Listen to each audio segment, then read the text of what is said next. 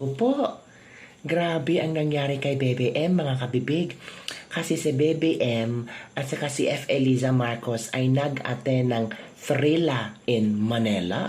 Nako, may panahon pa si Bebe M no, mag-attend ng Thrilla in Manila.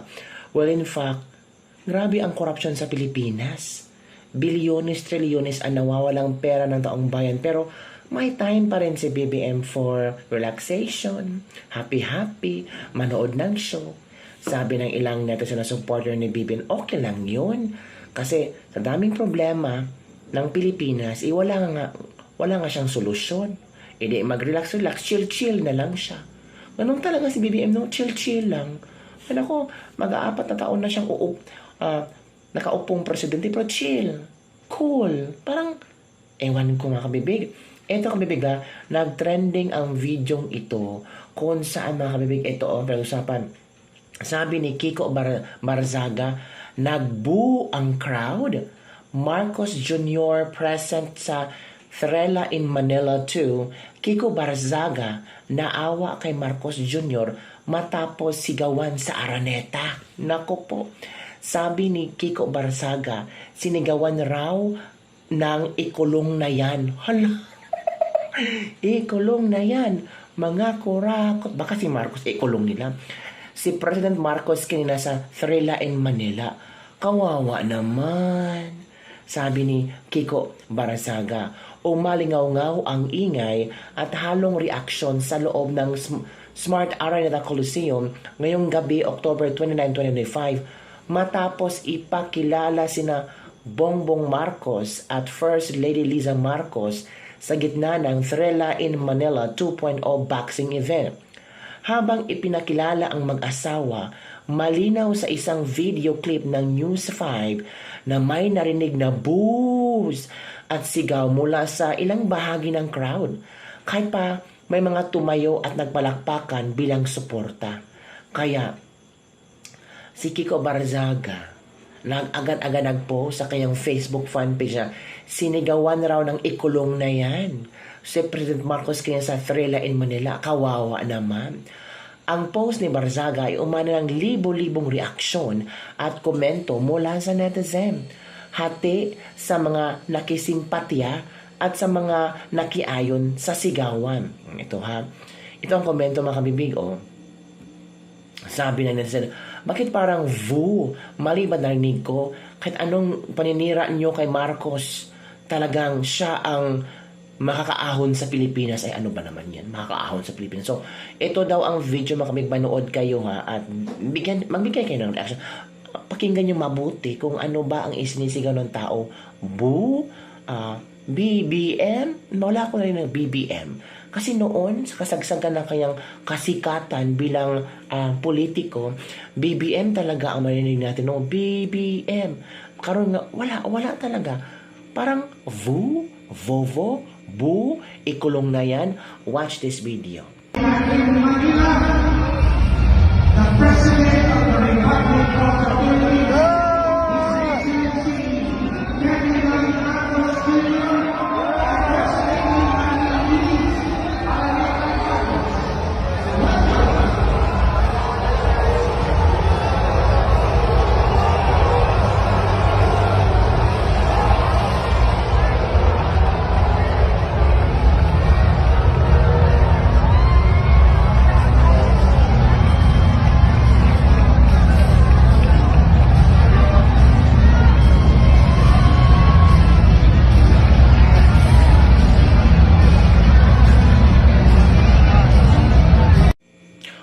Narinig nyo ang video ha?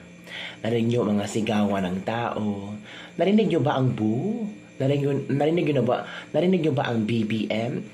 Parang narinig ko lang yung palakpakan, pero medyo may narinig ako mga boo, mga ganun kami. Ang ingay kasi ng ng environment. Sabi ng mga netizen dito ha, nag-comment talaga sila. Sabi nito, hindi kinakaawaan ang salot. Hala, Bongbong Marcos, totoo ba? Believe pa naman sa yung anak mo. Oo nga, si Sandro Marcos. Natural. Ama niya si BBM. So, dapat siya believe na believe. Buti nga sa kanya, merese. Kakahaya yun. Ay, hala, Anong nangyari? Kagaling niya sa Malaysia, tapos I think bukas pupunta naman siya sa South Korea. So ngayong gabing ito ay mag-relax siya. Manood siya ng Thrilla sa Manila 2.0. Kasi inimbitahan siya ni Manny Pacquiao. 'Di ba? Noon magkatunggali, magkaaway sa politika, sa pagka-presidente, ngayon veso-veso na. 'Di ba? Oh, nako, deserve na deserve. Oh. Maraming Pilipino ang nanghihinayang sa legasya ng iyong ama Bongbong Marcos. Akala ko kapag isang Marcos na ulit ang makakabalik sa Malacanang, mawawala na ang bintang ng korupsyon sa iyong ama. Pero nung bumalik ka, mas malala pala. So tama nga sila, nasa lahi nyo pala ang magnanakaw. Ako na ang nahihiya para sa'yo. Ito na. His resignation will solve the Philippine problem tungkol sa corruption. Grabe naman. As in, talaga. Ay, ito kabibigan, may nabasa akong post na galing kay Ryan Linguaje.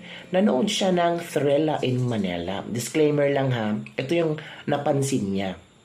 Sabi niya, nandito sa Araneta Coliseum ngayon sila BBM at First Lady Liza Marcos kasama si Pambansang Kamao para manood ng Thrilla in Manila.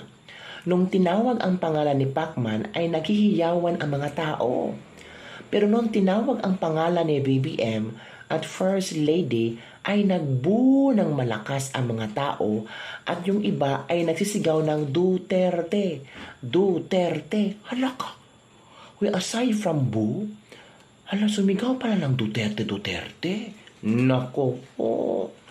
Di ko alam kung didiis ba ang karamihan sa mga nanood dito o sadyang galit lang talaga sila sa gobyerno ngayon kaya binubu nila ang presidente. Ako'y natatawa na lang din. Hala ka. Pinost siya talaga kabibig kung ano ang kanyang experience. Nanood siya ng Thrilla sa Manila. Nako. Paano yan kabibig? Parang ay, ewan ko kabibig. Nag-trending si BBM.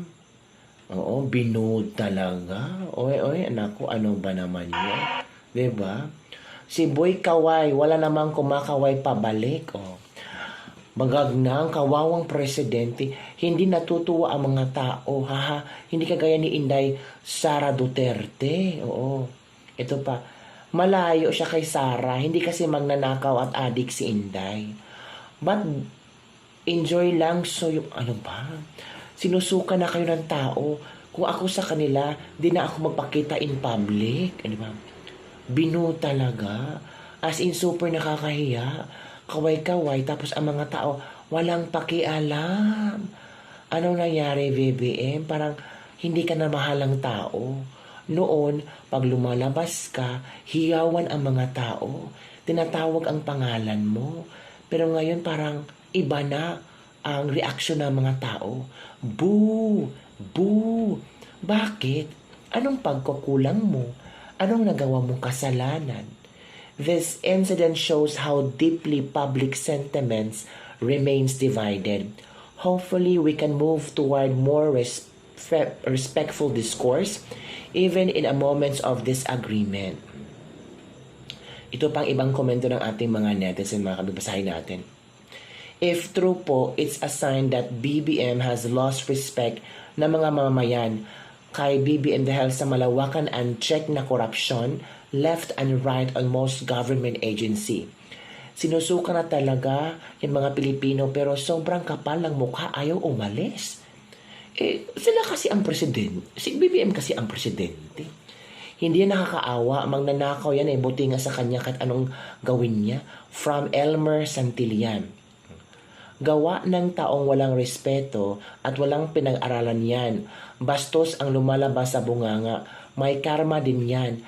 Kala nila maganda ang kailang ginagawa. Kung ako si BBM, mag-resign na lang ako. Nakakahiya kasi para ang mga tao hindi na siya mahal at hindi na siya nire-respeto.